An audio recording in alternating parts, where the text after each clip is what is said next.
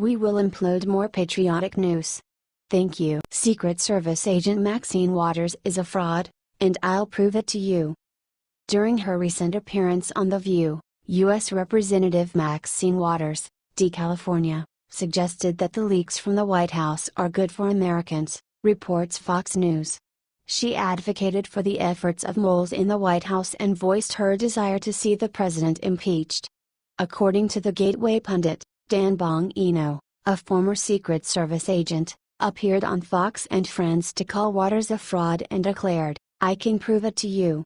Waters' appearance on The View was filled with controversial statements and calls to action that bordered on treason, as Fox News reported.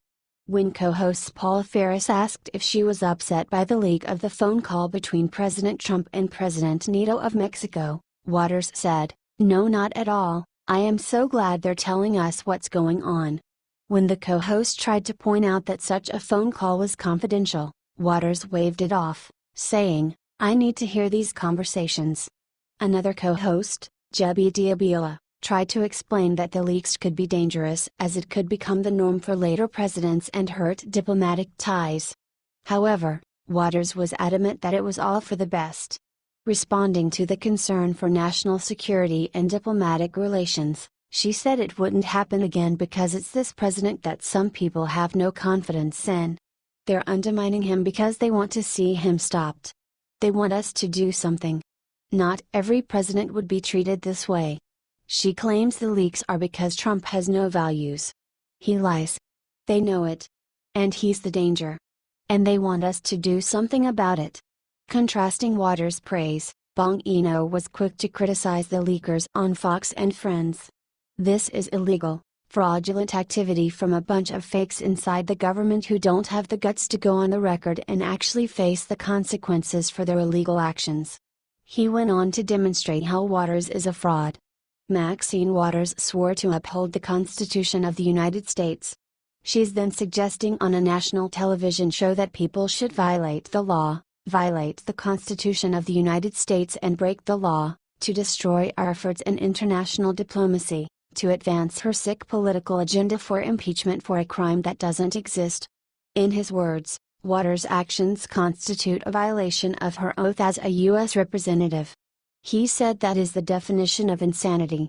Yet Waters' encouragement of leaks and treasonous behavior isn't that surprising to some. According to the Citizens for Responsibility and Ethics in Washington, CREW, Waters is considered one of the most corrupt members of Congress. This label was given to Waters after her exploitation of her position as a senior member of Congress for her own financial gain during the recession. This was according to CREW Executive Director Melanie Sloan, who said, by contacting then Treasury Secretary Henry Paulson to request a meeting, allegedly for a group of minority-owned banks, but then arranging for only one bank, One United, in which she had a financial interest, to attend, Representative Waters violated House conflict of interest rules. Politicians need to be held accountable for violating their oaths and advocating the leaking of confidential documents that could damage diplomatic ties and expose our national security. There is no justification for such behavior, regardless of their personal feelings towards the president.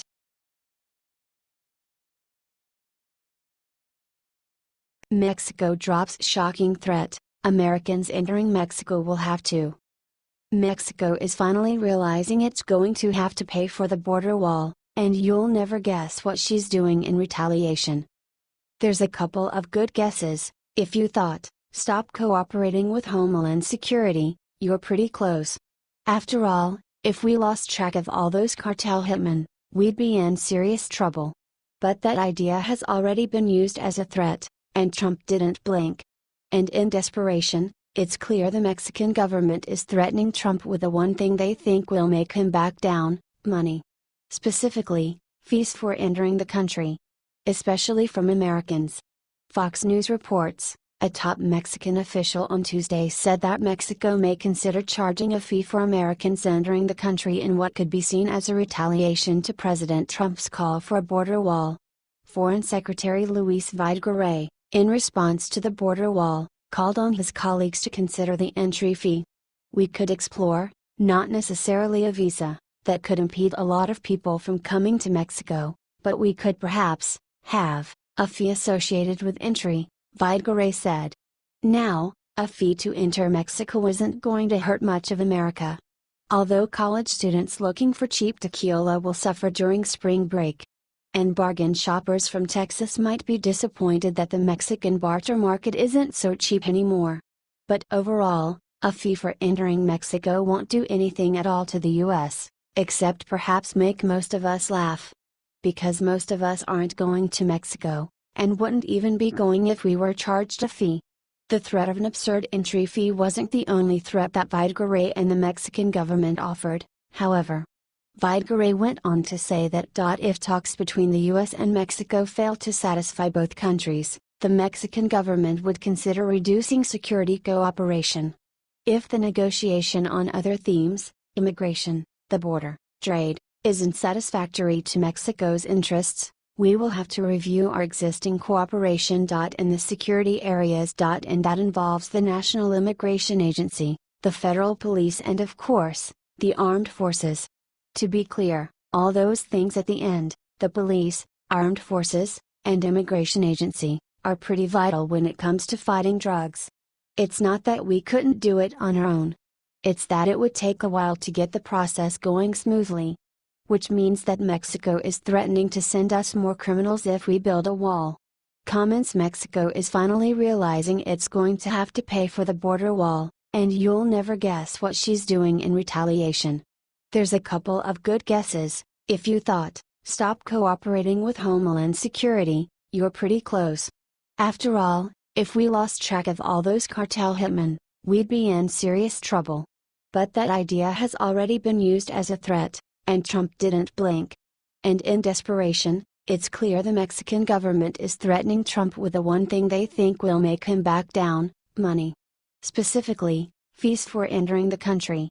Especially from Americans.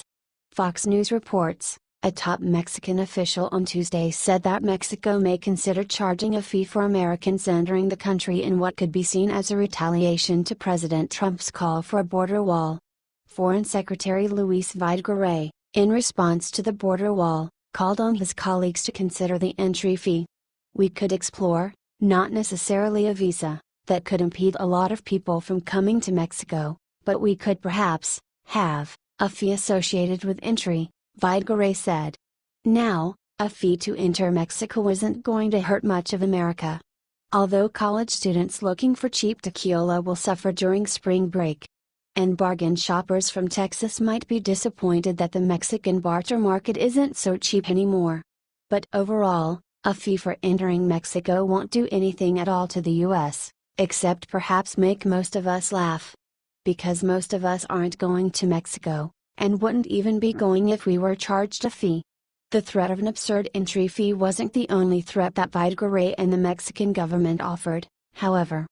Vidgaray went on to say that if talks between the U.S. and Mexico fail to satisfy both countries, the Mexican government would consider reducing security cooperation. If the negotiation on other themes, immigration, the border, trade, isn't satisfactory to Mexico's interests, we will have to review our existing cooperation in the security areas and that involves the National Immigration Agency, the federal police and of course, the armed forces. To be clear, all those things at the end, the police, armed forces, and immigration agency, are pretty vital when it comes to fighting drugs. It's not that we couldn't do it on our own. It's that it would take a while to get the process going smoothly. Which means that Mexico is threatening to send us more criminals if we build a wall.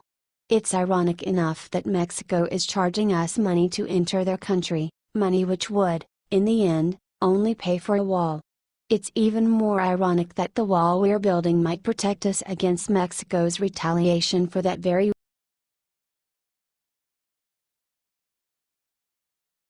Skip Bayless says Black NFL players should refuse to play until Kaepernick is signed. The Kaepernick controversy is like the gift that keeps on giving. Now, Fox Sports' undisputed co-host Skip Bayless is saying Black NFL players should refuse to play their first game until the embattled football player is signed. If the black players would unite, and say, "We will not play game 1 this year," Bayless said Tuesday, "I promise you, it would have an impact and would get something done." The former San Francisco 49ers quarterback hasn't received much interest from NFL teams in the months since he controversially took a knee during the national anthem in protest of perceived racial injustice in the United States. Kaepernick publicly opposed President Donald Trump and former Democratic presidential candidate Hillary Clinton, too, because he didn't feel either candidate would be good for Black Americans. Both are proven liars, and it almost seems like they're trying to debate who is less racist, he said of the Clinton-Trump presidential debates. And at this point, I was talking with one of my friends who goes, you have to pick the lesser of two evils, but in the end, it's still evil. Earlier in Tuesday's segment, sports journalist Rob Parker said, "Oftentimes, we hear about the pushback from NFL fans. It's about damn time the NFL recognizes that Black people are fans of the game as well." He went on to note that Black athletes make up about 70% of the players on the field, adding, "We count, too." Bayless agreed with Parker. Last week, Bayless and his co-host Shannon Sharpe talked about why, in their view, so many white people dislike Kaepernick. Bayless concluded that most people can't get past the fact that the NFL star disrespected the American flag. "Most white people deep down know, Kaepernick is right," Bayless opined. The undisputed co-host's suggestion comes just days after the Miami Dolphins skipped over Kaepernick, signing recently retired Chicago Bears quarterback Jay Cutler, 34, to the team with a one-year, $10 million contract. The Baltimore Ravens were reportedly somewhat interested in Kaepernick, but his chances of a deal there seemingly went south after his girlfriend Nessa Diab suggested in a tweet that the NFL team's owner is racist. Her post likened Ravens owner Stephen Bisotti to a plantation owner and retired player Ray Lewis to a nun.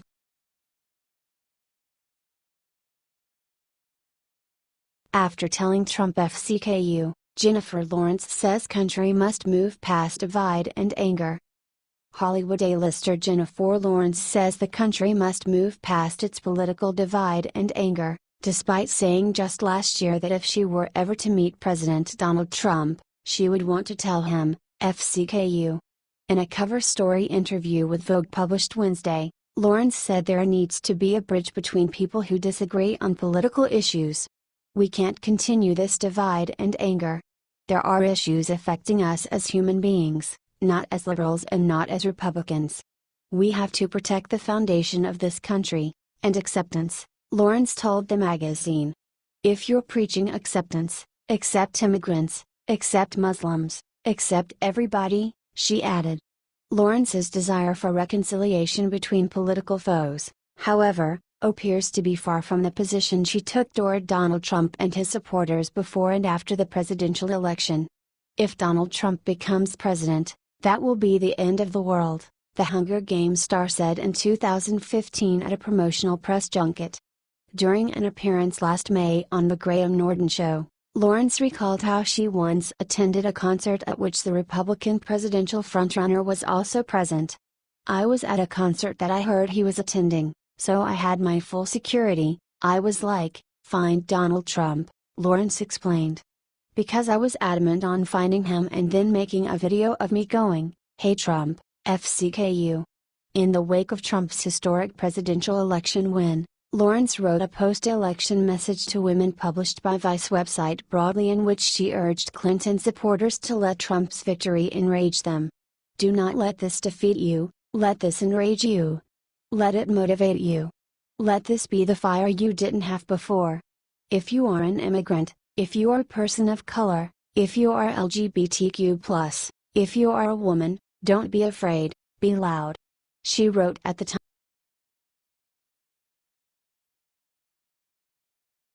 Democrats threaten gov shutdown to block border wall.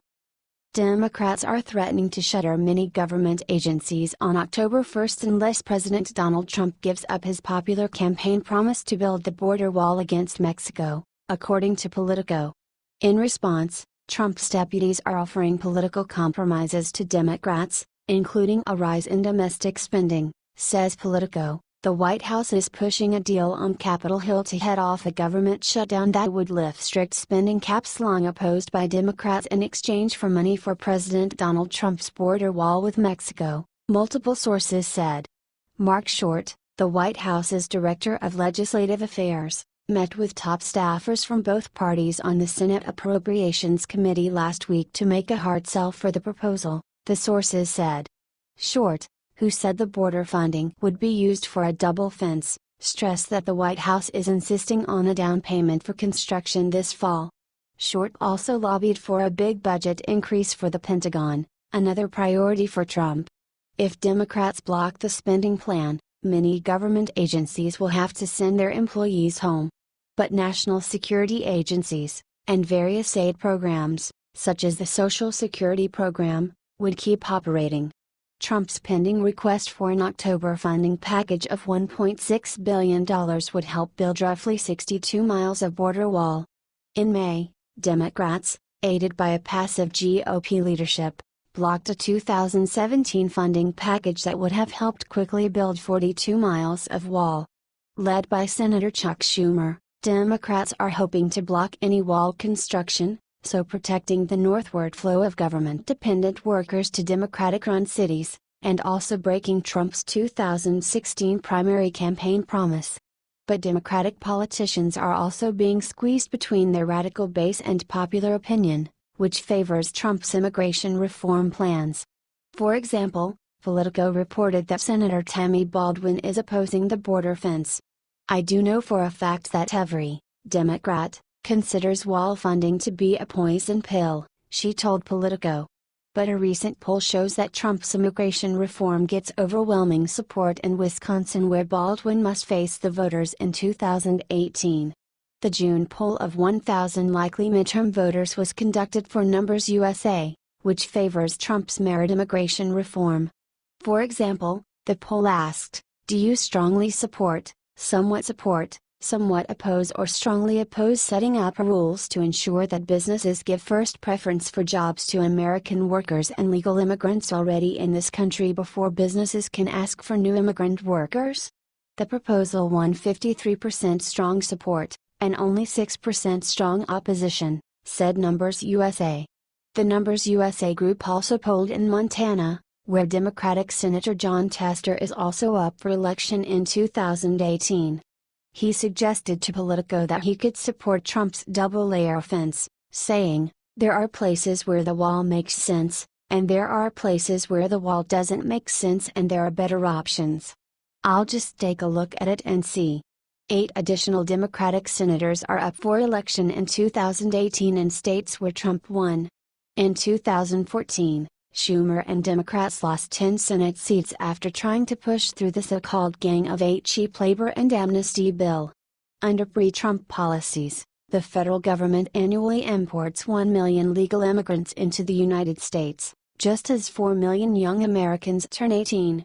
The federal government also awards roughly 1.5 million temporary work permits to foreigners, grants temporary work visas to roughly 500,000 new contract workers, such as H-1B workers, and also largely ignores the resident population of 8 million employed illegal immigrants. The current annual flood of foreign labor spikes profits and Wall Street values by cutting salaries for manual and skilled labor offered by blue-collar and white-collar employees. It also drives up real estate prices, widens wealth gaps, reduces high-tech investment, increases state and local tax burdens, hurts kids' schools and college education, and sidelines at least 5 million marginalized Americans and their families.